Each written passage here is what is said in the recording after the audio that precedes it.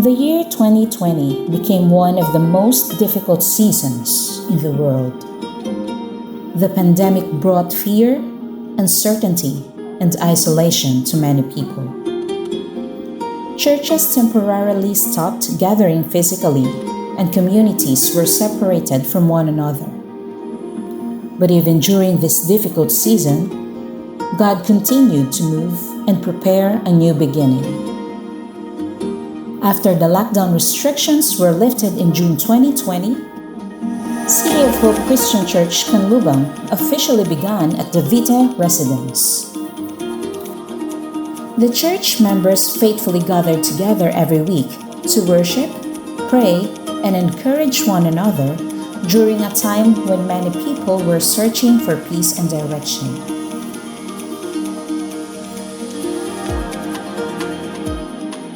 Because the church had already outgrown the Vita residence, God opened another opportunity for the ministry. In May 8, 2022, City of Hope Canlubang transferred to a rented KTV bar where the congregation continued to gather and worship for the next 2 years.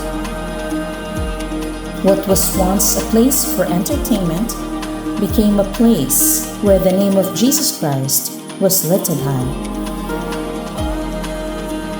Through worship services, Bible studies, prayer meetings, and fellowship gatherings, the church continued to grow stronger in faith and unity. During those 2 years, the ministry expanded even more. The church became a home for many people who were seeking spiritual growth, encouragement, and restoration. As the congregation continued to increase, the church once again needed a bigger place for worship and ministry. In February 2024, God faithfully provided another home for the church through a commercial space located along the main road in Palau. The new location became more accessible to the community and allowed the church to continue reaching more people with the gospel. Up to this day, City of Hope Canlubang continues to hold its worship services and ministry in this place. As we watch this video together, we celebrate the 6th anniversary of God's faithfulness to City of Hope Canlubang. From a small gathering at the Vita residence to a rented KTV bar, and now to its current home in Palau commercial space, every step to this journey has been guided by God's grace and provision. Every challenge became an opportunity for growth, and every new place became a testimony of God's unfailing faithfulness. As the church continues to move forward, our mission and vision remain the same. Mission: exalting Jesus through multiplying communities of missional disciples.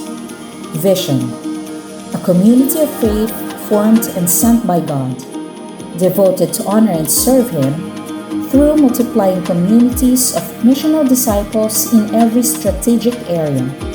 We proclaim and demonstrate Christ's message of compassion and love to the lost and needy. Today, the church is prayerfully raising funds to purchase a bigger lot in a bigger location where a larger church building can be constructed. The vision is not only about having a bigger structure, but about creating more space to welcome people, serve families, disciple believers, and reach a bigger community with the gospel of Jesus Christ. The story of City of Hope Canlubang continues, and we believe that the best is yet to come. Happy 6th anniversary, City of Hope Canlubang. Together we grow, together we go.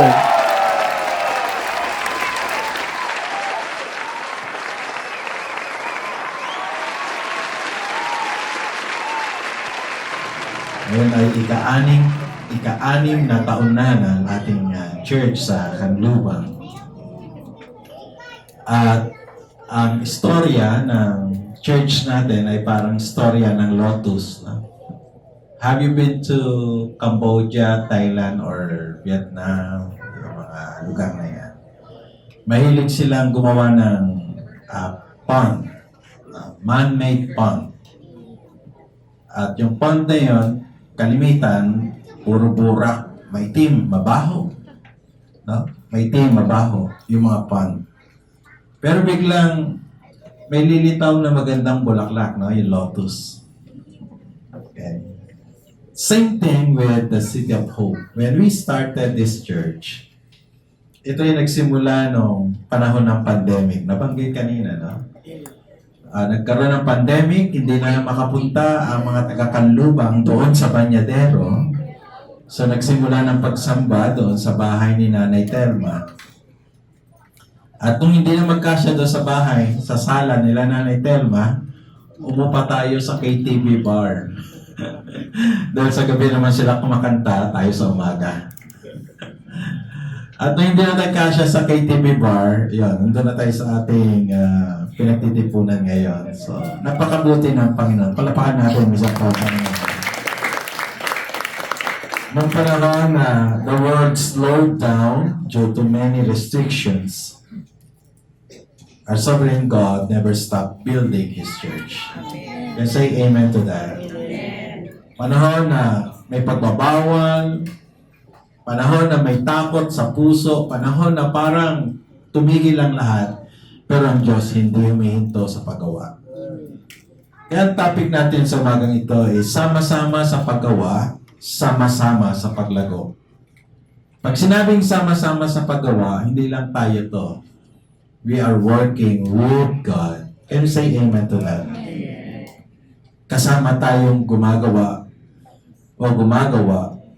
kasama ang Diyos. That is the story of the City of Hope, Kanlubang.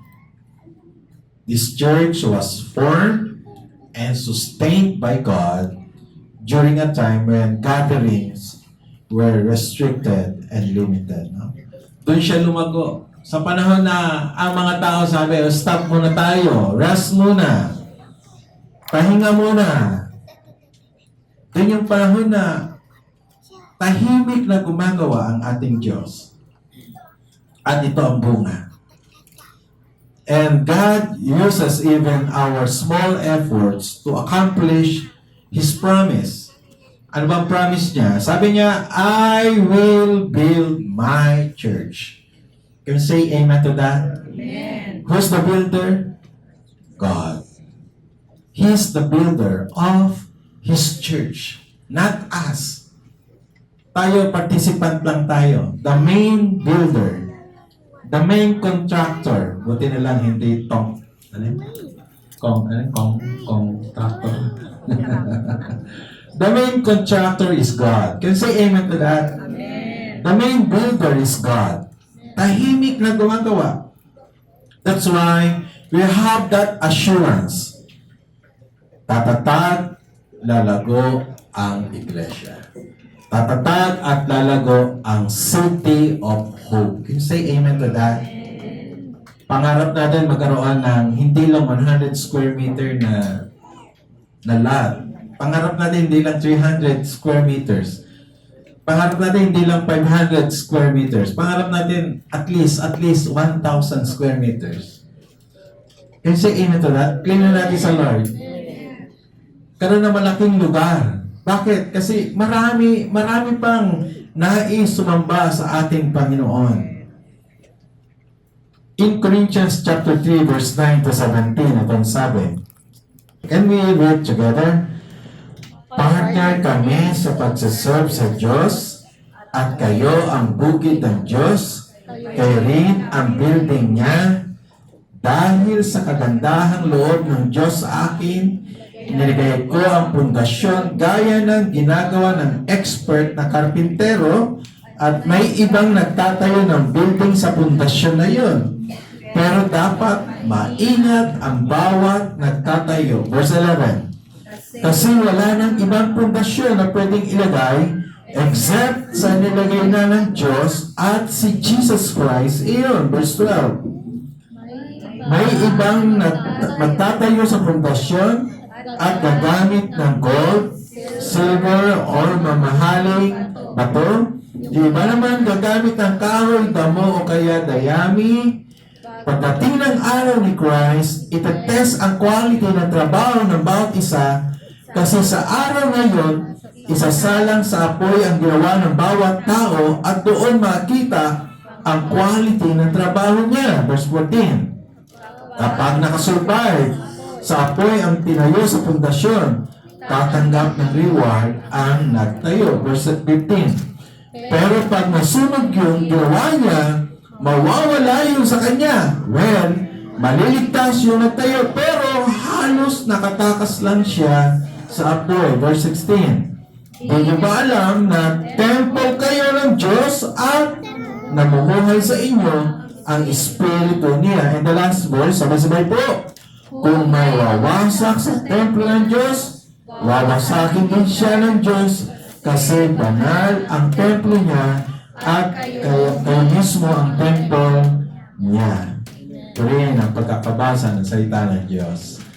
Ito'y sulat ni Pablo sa mga taga-Korinto, sulat sa mga tao na ayaw sa kanya. Ang hirap sumulat sa tao na ayaw sa iyo. Tama na? Masarap sumulat sa mga tao na gusto ka. Pero sulat ka sa mga tao na ayaw sa iyo, parang mahirap. Diba?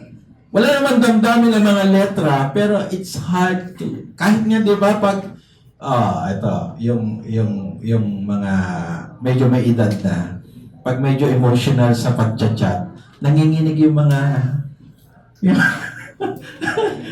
yung mga daliri sa pagpindot. Di ba? Ganon kahirap sumulat sa mga tao na hindi ka gusto. At ito yung sitwasyon ni Paul. Paul is writing to a church na hindi siya gusto. Kumukontra sa kanya. Kaya ito ang kanyang nais iparating sa kanila. Ito ang kanyang nais ipaliwanag sa kanila. Na ang church, sabi niya, ang church, na bagamat tayo sama-sama gumagawa, pero ito ang church. Ang church ay may iisang matibay na pundasyon. Can you say amen to that? Merong matibay na pundasyon ng church. Kapag si Pastor Ferdy ang pundasyon ng City of Hope, Kanlubang, mahina. Na-stroke na eh. Kapag tao ang pundasyon ng church, mahina. Buti na lang, hindi ang tao ang pundasyon ng COH Kanlubang. Palakpakan natin ang Panginoon. Verse 10 said, dahil sa kagandahang loob ng Diyos sa akin, nilagay ko ang pundasyon gaya ng ginagawa ng expert na karpintero. Pasensya na kayo Taglish, no? Kasi ito ay Pinoy version. At may ibang nagtatayo ng building sa pundasyon na yon, pero dapat maingat ang bawat nagtatayo. Verse 11, kasi wala nang ibang pundasyon na pwedeng ilagay except sa nailagay na ng Diyos at si Jesus Christ iyon. Who is our foundation? Jesus. Sabay-sabay sabihin natin, Jesus. Jesus. Ang pundasyon ng City of Hope Kanlubang walang iba kundi si Jesus. Ano ginawa ni Paul? I-share niya lang, inilagay niya lang. Sabi doon, he's the one laying the foundation. He's just laying the foundation. Nandun na yung pundasyon. Nandun na yung ebanghelyo. Kailangan nilang i-share. Nandun na si Jesus na matay na sa krus, nabuhay na muli. Kompleto ng ebanghelyo. Ang gagawin lang isa-share, and that, yun ang ginawa ni Paul. Ang ginawa ni Paul, sinare niya yung ebanghelyo. He laid down the foundation, the sole foundation, and that is the Lord Jesus Christ. May mga bagay na hindi lubos na naunawaan. Ito mga taga-Korinto. Isa na rito ang kanilang maling kaisipan ng iglesia ay nakasalig lamang sa tao. Yan ang isip nila. ang isip nila, ang church, nakabase sa tao. Yun ang kaisipan ng mga members from Corinth. Kaya nga sabi nila in 1 Corinthians chapter 3 verse 4, pag sinasabi ng isa sa inyo, kay Paul ako, tapos yung isa kay Apollos ako, ano pinagkaiba nyo sa ibang tao? Sabi ni Pablo, pag sinabi yung isa sa taong ito, yung isa sa taong ito, ano kaibahan nyo sa iba? Ganun din isipan ng iba. Ang isipan ng iba, ang mga relihiyon nakabase sa tao. Hello? Hello? Ang tunay na iglesia nakabase lamang kay Jesucristo. Kapag nakabase sa isang tao, hindi yan tunay na iglesia. Hindi yan tunay na church. True church, no? Yung totoong iglesia. Ang pundasyon si Kristo. Sabi sa verse 5, sino ba si Apollos? Sino ba si Pablo? Sino ba si Paul? Pareho lang kaming nagsiserve sa Diyos, ginamit para maniwala kay Christ, o maniwala kayo kay Christ. Ginagawa lang ng bawat isa sa amin ang trabahong binigay sa amin ng Panginoon. Sabi niya, ginagamit lang kami ng Panginoon. We are just instruments.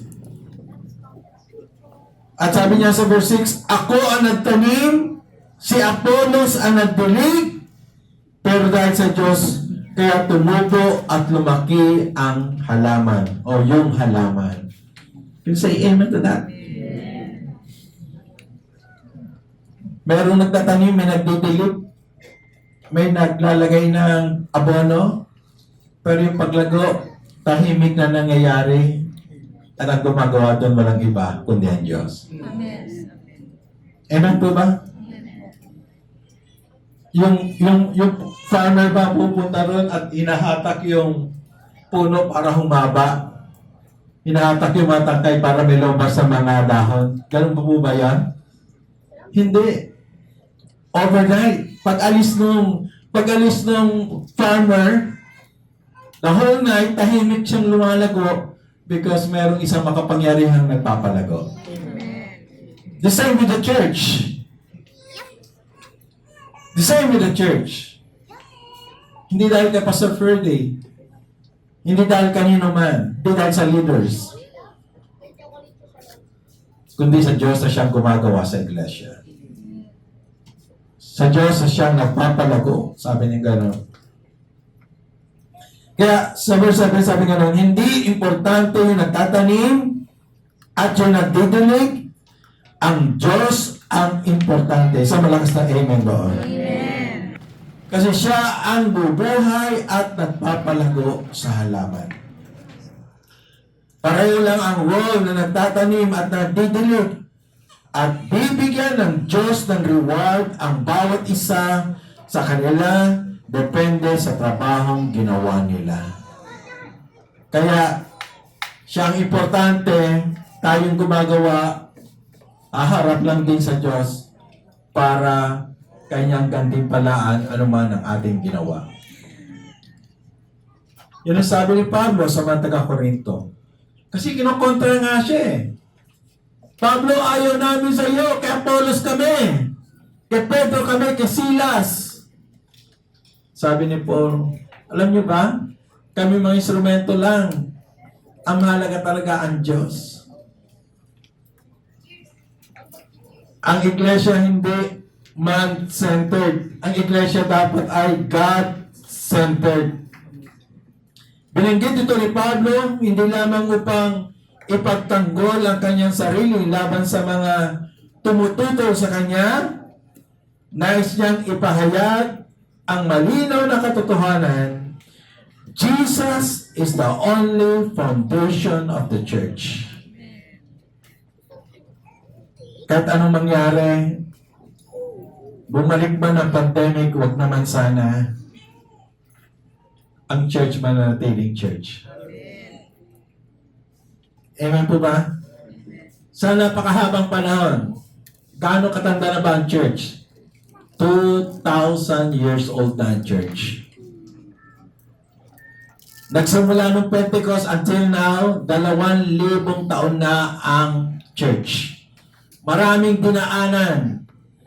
Sabi pa nga sa Hebreo, yung mga mananampalataya minsan hinahati, nilalagari. Panahon ni Hitler, binabalatan. Yung iba sinusunog. Nahinto ba ang church?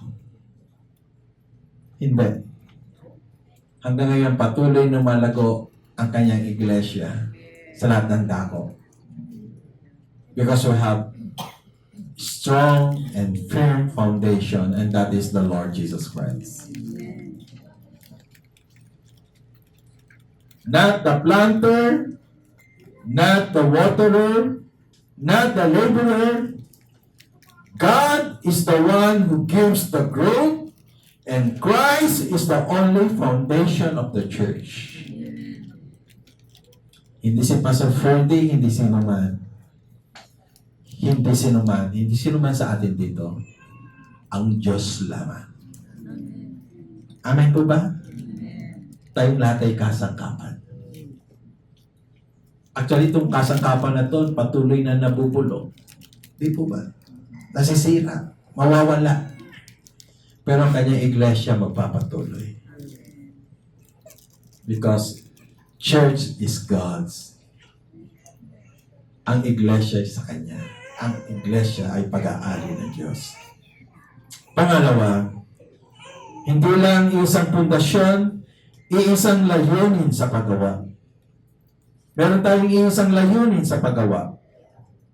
Sabi doon sa verse 9, partner kami sa pagsaserve sa Diyos at kayo ang bukid ng Diyos, kayo rin ang building niya.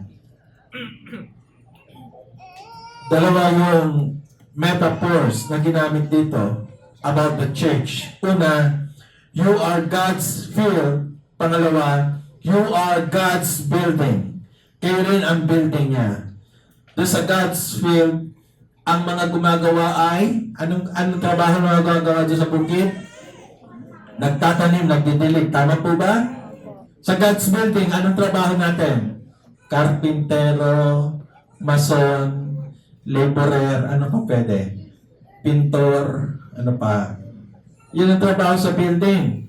Kayo rin ang building niya. No, we partner with God in building His church.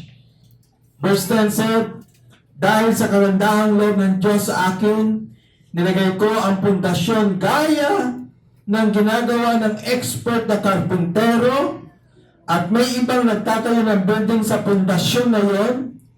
Ito yung sabi niya. Sabay-sabay, yung huli. Let's read together. Pero dapat maingat ang bawat nagtatayo.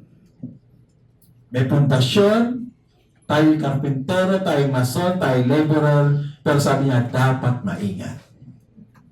We should be careful. Kung si Pastor Freddy hindi maingat, nagme-ministeryo, tapos nakita nyo nasa beer house nag-iinom. Nagpipreach, tapos nakita nyo sa kanto nagipagsugalan. Hello? Dapat maingat. Hello? If the foundation is holy, the one who's building on that foundation should also fit for the foundation. Dapat angkop. Mga kabataan, hindi pwedeng papaawit kayo rito tapos makikita namin kayo nandun sa kanto. Kabilin-bilinan ng lola. No. Dapat maingat. Dapat maingat. Hello? Naintindihan natin yan? Maingat sa pagtatayo. Alam natin na ang nag-iisang matibay na pundasyon ng iglesia ay ang Panginoon Jesucristo. Ang tanong, paano tayo magtatayo sa ibabaw ng pundasyong ito? Sabi sa 1 Corinthians chapter 3 verse 10b, pero dapat maingat ang bawat nagtatayo. Ano ba ang namabagay na uri ng pagtatayo sa napaka-special na foundation? Paano tayo magtatayo sa isang napaka-special na foundation? Sabi sa verse 12a, yung iba nagtatayo doon sa pundasyon, ang gamit, gold. Yung iba, silver. Yung iba, mamahaling bato. And you know what? God deserves our best service. Tama lang. Tama lang. Gumamit ng ginto. Gumamit ng pila. Tama lang. Gumamit ng mamahaling bato. Because your foundation is Jesus. Tama lang. Give your best. Tama lang. He deserves. He deserves your best. Pag lagi ka late, is that the best for Jesus? Kung mediocre ka, pwede na yan, ganun ka lang. Is that your best for Jesus? Ibigay yung pinakamainam. Ibigay yung pinakamainam mo para sa Kanya.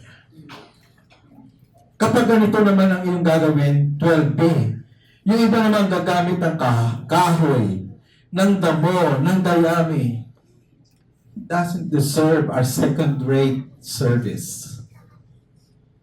No, hindi karapat-dapat. Hindi nararapat. Diba, meron ko nababasa sa may nabasa ko sa post. Trabaho, sobrang aga. School, sakto lang. On time. Church, laging late. Tanong mo sa katabi mo, ikaw ba yun? Give our best for Him. Ibigay natin pinakamainam natin para sa Kanya. Kaya kahit ano ang bahagi natin sa paggawa o pagtatayo, isa lang dapat ang layunin natin. Ano layunin natin? Ibigay ang pinakamataas na papuri at parangal kay Jesus lamang. Ano man bahagi mo? Malaki sa paningin mo, malaking bagay o maliit na bagay, the same purpose. The same objective. Give your best for Him. Ibigay ang pinakamainam para sa Kanya. Ito na yung ating vision. No? City of Hope Urban Mission Vision Statement. And let's read together para lagi tayo napapaalala. Let's read together. Sabay-sabay. A community of faith formed and sent by God. Doon muna tayo. Tayo ay church. Sino ang naggumawa? Ang Diyos. Formed by God. Sino nagsugo? Ang Diyos. Sent by God. Para saan? At ito yun. Let's read together. Devoted to honor and serve Him. Yun lang ang layunin natin. Layunin natin ibigay lahat ng papuri, lahat ng parangal, pinakamainam na paglilingkod sa ating Diyos. Ano ang pagkatawag niya sa atin? Through multiplying communities of missional disciples in every strategic area, we plant churches and we proclaim, demonstrate Christ's message of compassion and love to the lost and needy. Again, marami mang ginagawa sa loob ng pangitain na ito, pero isa lang ang layunin. We devote ourselves to honor and serve Him. Isa lang layunin natin. Pangatlo, isa lang ang tunay na owner-builder. He is the owner, He is the builder. Eh sino? Ang owner at builder ng church.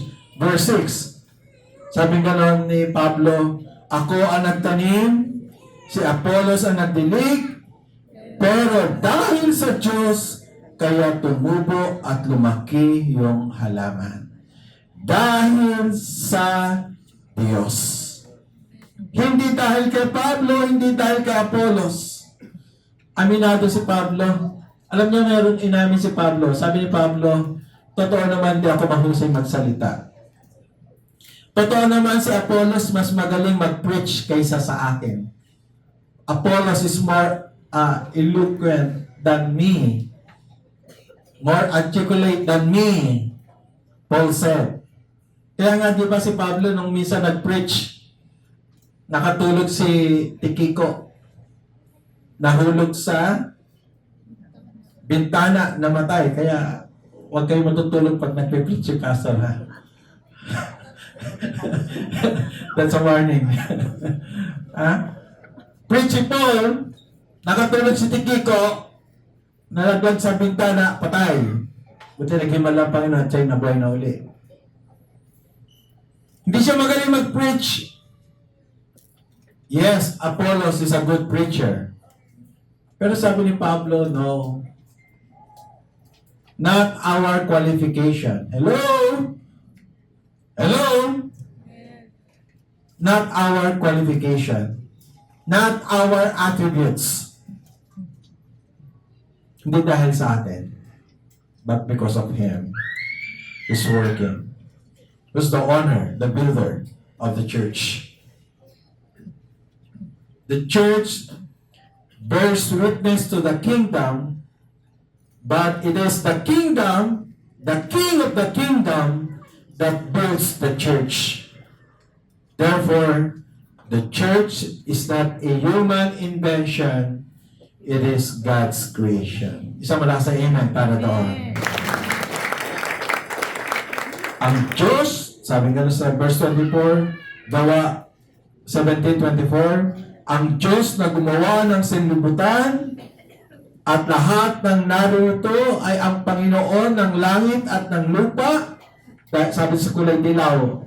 Samahan niyo ako sa pagbasa sa kulay yellow letters. Altogether, hindi nanirahan sa mga templong ginawa ng tao. Ayaw manirahan ng Diyos sa mga istruktura na gawa ng tao. Kaya kung ang Diyos ang tunay na builder ng church, na kanyang temple, siya rin ang maaaring manirahan dito. The church is God's dwelling place. Di ba naalala niyo Stephen? When Stephen preached, binato siya hanggang mamatay. Kasi sabi ng mga Hudyo, ano ka ba, Stephen? Ang templo ay tirahan ng Diyos. Ba't sinasabi mo hindi pwede dyan tumira ang Diyos? Binato siya hanggang mamatay. At nakasaksi si Pablo sa bagay na yan. Yan ang isip ng mga Hudyo. Isip ng mga Hudyo, ang Diyos tumitira doon sa templo na gawa ng tao. But Paul said, no. Hindi siya titira sa templo na gawa ng tao. Pwede siya tumira sa gawa niya. Kaya verse 16, ito ang sabi, let's read together, di niyo ba alam na temple kayo ng Diyos at namumuhay sa inyo ang Espiritu niya? Can you say amen to that? You are God's temple and God is dwelling in that temple. God is with us. God is dwelling in us. Can you say amen to that? Kaya nga nakapagtataka na dati naman hindi tayo magkakilala, pero pag may nasaktan sa isa, dama ng isa pa. May connection. Verse 17, kung may wawasa sa temple ng Diyos, wawasakin din siya ng Diyos. Kasi banal ang temple niya at kayo mismo ang temple niya. Sa 16 sa English ito sabi, don't you know that you yourselves are God's temple and that God's Spirit dwells in your midst. And 17, if anyone destroys God's temple, God will destroy that person, for God's temple is sacred, and you together are that temple. Again, tiyak ang paglago, tiyak ang pagtatag ng iglesia. Una, meron tayong matibay na pundasyon. Pangalawa, gumagawa tayo sa isang layunin. Pangatlo, merong isang aktibong Diyos na siyang nagtatayo ng iglesia. Amen? With that message, anniversary message, talagang happy and blessed ang ating church anniversary. Palakpakan natin ang ating church. Manalangin sa Panginoon. Lord, we thank you for your reminder to us this morning. Na tunay nga po, kayo ang matibay namin pundasyon. At tunay nga po ang iglesia, tinawag nyo sa isang layunin, gumawa para bigyan ka ng karangalan. At tunay nga po, hindi kayo humihinto sa pagtatatag ng iyong iglesia. Salamat po, Panginoon. Ngayon ay ika-6 na taon. Susunod, 7, 8, 9, 10, hanggang sa tumagal. Pero ito pong sigurado, kasama ka namin gumagawa. Panginoon, pagpalain bawat sa amin. Patuloy na punin ang puso namin ng pasasalamat, pagpupuri sa iyo. At patuloy na gumawa ng buong ina dahil kami gumagawa hindi para sa tao. Gumagawa kami para sa Diyos na siya nagligtas sa amin. Sa lahat ng papuri, lahat ng pagdakila, pagluwalhati, sa pangalan ni Jesus, ang natin magsabi na Amen. Sa papalampahan natin.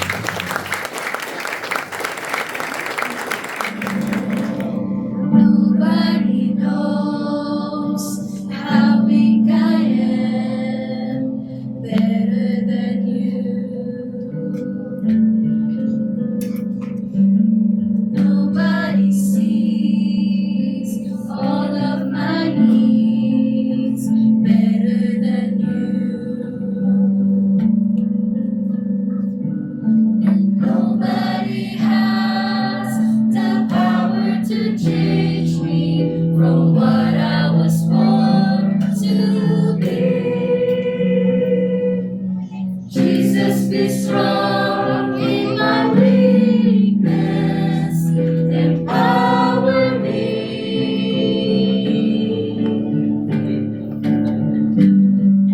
Empower me, like a rushing river flowing to the sea.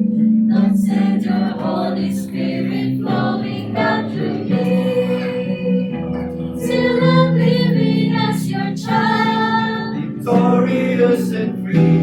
send the power of your love, empower me.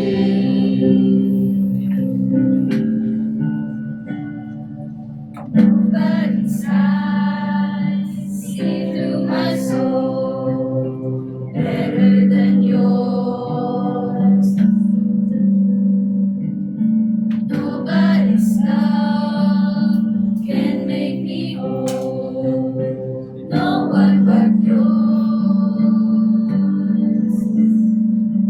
And nobody has the power to lift me, to reach for eternity.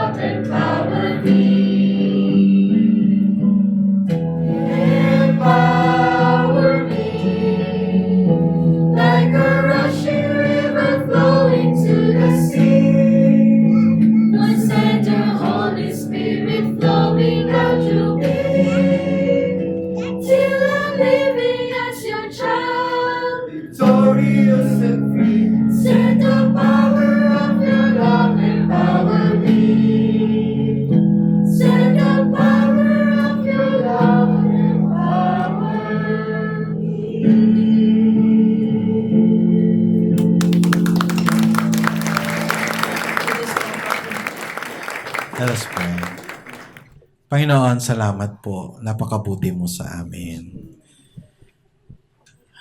Wala kami makuha na credit to all the blessings and to all the accomplishments, Lord, of this church. Tunay na lahat ito ay sa iyo, Panginoon. Kaya mga kasangkapan, gumagawa. At tulungan mo kami, Panginoon, na sa aming paggawa ay bigay namin ng buong inam sa iyo. Ayaw po namin masunog lang lahat ng pagpapagal. Give our very best, Lord, para sa iyong karangalan, sa iyong kaluwalhatian.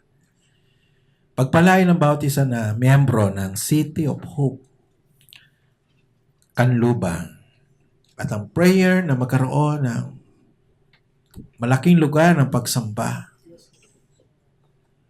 Hindi lang po yun ang aming prayer, Lord God. Marami pang maabot, marami pang makakilala sa iyo. Marami pa ang baguhin mo ang mga buhay, bigyan ng pag-asa, ng kagalakan, ng kapayapaan dahil kay Kristo na aming tagapagligtas. Marami kaming nais idulog sa iyo, Panginoon, para sa iglesyang ito. Para sa bawat pamilya at bawat individual. Salamat po. Kayo rin nagsabi na bago pa namin sambitin ang mga kahilingan namin, nakarating na sa inyo. And to you we commit everything, Lord God. At ngayon, O Diyos, ikaw mo yung mayamang basbas, mayamang pagpapala sa bawat sa amin. Kapuspusan ng Banal na Espiritu, patuloy manatili sa amin. Ipagkaloob lahat ng mabuting bagay na pangailangan namin. Punuin kami, Panginoon, ng iyong kagalakan, ng iyong kapayapaan, ng iyong kalakasan. Iparana sa amin na kalapitan mo, Panginoon, ang iyong pag-iingat, pagsama sa amin, at ang iyong pabor.